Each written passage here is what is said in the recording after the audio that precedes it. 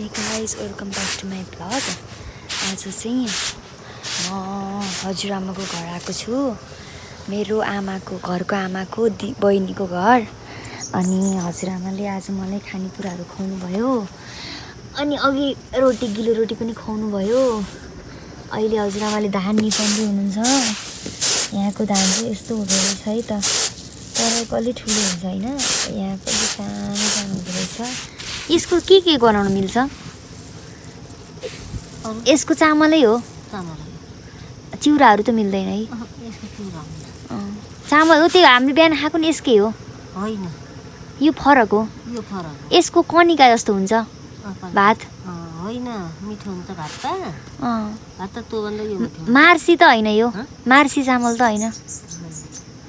भन्छन् गुडुरा। गुडुरा धान भन्छ। गुडुरा। ए ल। यसलाई चाहिँ गुडुरा धान भन्दो रहेछ हैन। अनि हजुरआमाको घर यो हो। अनि त्यसपछि यहाँ चाहिँ सुन्तला बारी छ। घर अगाडि सुन्तलाको बोट छ। यहाँ तरकारीहरू लगाउनु भएको छ हजुरआमाले। यहाँ हेर्नु देख्न सक्नुहुन्छ लौरे सिमी छ। अनि त्यो माथिको जुन छ नि पुरै सुन्तला बारी हो।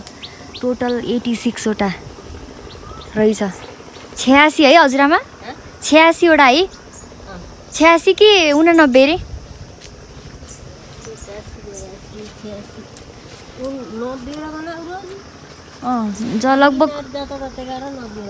लगभग 90 वटा यहाँ सुन्तलाको बोट छ। एकदम मिठो मिठो सुन्तला हुन्छ। कसैलाई खान मन लाग्यो भने आउनु होला। आउनु होला मुसिरमा। मङ्सिरमा आउनु होला। कसैलाई किन्न मन लाग्यो भने पनि आउनु होला। किन्न मन लाग्यो भने पाउर लाउनु होला। अनि त्यसपछि यहाँ केराको घारी पनि छ। अलिअलि केरा पनि हुँदो रहेछ।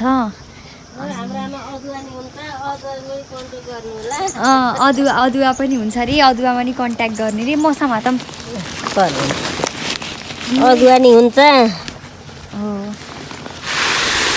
ए दरो अदुवा बनाउनु हुँदो रहेछ। खेतभरि अदुवा हुँदो रहेछ यहाँ होइन। अनि त्यसपछि यहाँ चाहिँ गोठ छ। पहाडको गोठ। यहाँ चाहिँ आज हावाले ढलाइदियो कि केराको बुटो। दसैँमा खाने भनेको केराको बुटो ढलाइदियो। अदुवाको बारी चाहिँ यु क्यान सी त्यहाँ हल्का त्यो पातै पात भएको ठाउँ छ नि। त्यो भनेको चाहिँ के हो भन्दाखेरि अदुवा हो। तर त्यो होइन यहाँको चाहिँ उता छ। तर अहिले देखाउन मिलेन, त्यही भएर देखाइन है त। म चाहिँ यहाँ आएर बसेको होइन। हिजो चाहिँ म ढोरपाटन घुमेर आएको। बुकीपाटन। अनि उता आमाको बहिनी ज्वाइँको घर गएको थिएँ। अनि त्यसपछि बिहानै मलाई हजुरबुवाले यहाँ ल्याएर छोडिदिनु भयो। अनि म दिनभरि यहीँ बसिरहेको छु। रमाइलो लागिरहेछ मलाई एकदम धेरै। मलाई एकदम धेरै रमाइलो लागिरहेछ त गाइस। ल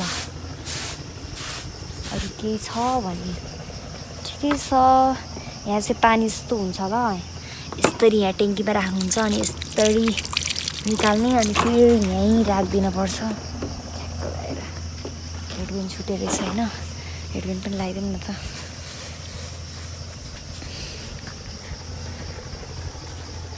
अनि यहाँ सानी नानीहरू छन्। 2जना स्कुल गएको छन्। अब कतिखेर आउँछन् थाहा छैन है त। अरू पनि म हाल्छु। काफल टिपेको भ्लग पनि हाल्छु ल। सबै भिडियोहरू म के गरेँ। बागलुङ आएपछि यहाँ बिहुकोट भन्ने ठाउँमा छु कि म होइन। अनि इनारपानी भन्ने ठाउँमा झरेर आएको हो। अनि त्यही नजिक छ। अनि यहाँ चाहिँ पहिला त्यो इनारबाट सबै गाउँलाई नै पानी पुग्दो रहेछ कि। त्यही भएर इनारपानी भनेर ठाउँको नाम राखेको रहेछ। अनि यहाँको चाहिँ एकदम स्पेसल भनेको यहाँको सुन्तला चाहिँ लास्टै धेरै नम्बर 1 क्वालिटीमा पर्दो रहेछ कि। अनि आज मैले यो सिनको यति राम्रो भिडियो बनाउँछु सोचिरहेको थिएँ। तर आज सबै बादल धुम्म परिरहेछ। केही देखेको छैन।